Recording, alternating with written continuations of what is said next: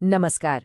आज हम भारत की एक ऐसी छलांग के बारे में बात करने वाले हैं जो देश की एरोस्पेस महत्वाकांक्षाओं को एक नए आसमान पर ले जा रही है।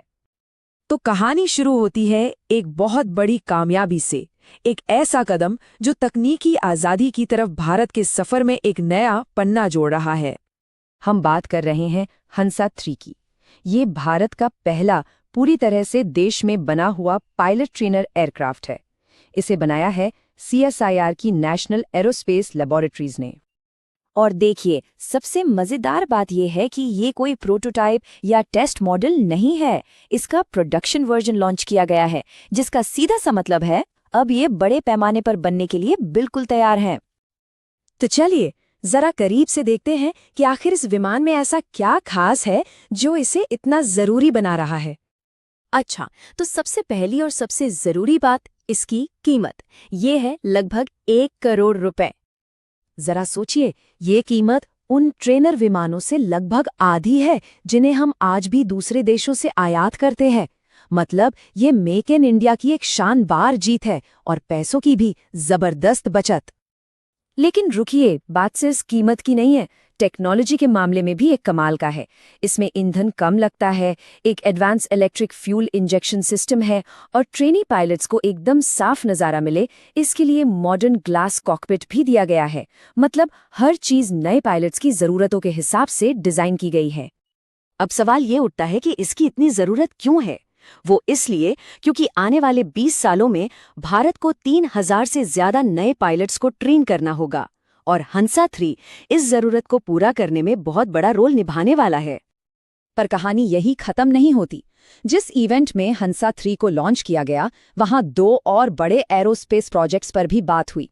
इससे पता चलता है कि भारत की रणनीति कितनी बड़ी और दूर की सोच वाली है। तो चलिए पहले प्रोजेक्ट पर चलते हैं, सारस MK2, एक ऐसा विमान जिसे पूरे देश को एक दूसरे से जोड़ने के लिए बनाया गया है।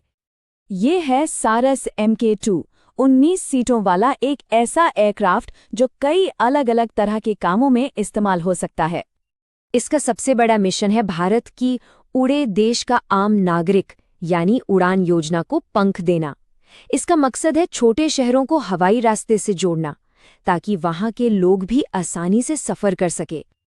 और अब आते हैं उस प्रोजेक्ट पर जो सच में फ्यूचरिस्टिक लगता है। इसका नाम है हाई एल्टीट्यूड प्लेटफॉर्म या शॉर्ट में HAPS। तो आखिर ये सोलर एनर्जी से चलने वाला बिना पायलट का हवाई जहाज है क्या चीज? देखिए, ये उड़ता है स्ट्रेटोस्फीयर में, मतलब हमारे आपके कमर्शियल प्लेन से लगभग 2 गुनी ऊंचाई पर। और इतनी ऊंचाई पर उड़ने का फायदा? इसके 3 जबरदस्त काम हैं। पहला, ये सैटेलाइट की तरह निगरानी कर सकता है। दूसरा, मुश्किल हालात में कम्युनिकेशन का एक जरिया बन सकता है। और तीसरा, ये देश की सुरक्षा को और भी मजबूत करता है। और ये कोई दूर का सपना नहीं है, ये कमाल की टेक्नोलॉजी हकीकत बनने की राह पर है और उम्मीद है कि 27 तक ये हमारे पास होगी। तो जब हम इन तीनों प्रोजेक्ट्स हंसा, सारस और हप्स को एक साथ रखकर देखते हैं, तो भारत के एरोस्पेस भविष्य की एक बहुत ही साफ और बड़ी तस्वीर उभर कर सामने आती है। तो देखिए, ये कहानी सिर्फ कुछ एयरक्राफ्ट बनाने की नहीं है, ये कहानी है आत्मनिर्भरता की तरफ एक बड़े कदम की। ये जमीन से लेकर आसमान तक अपनी खुद की ताकत बनाने की कहानी है। ये कामयाबियां तो बस शुरुआत हैं, जो और भी बड़े सपनों के लिए रास्ता बना रही हैं। अब सवाल ये है कि इन सब के बाद भारत की अगली उड़ान क्या होगी?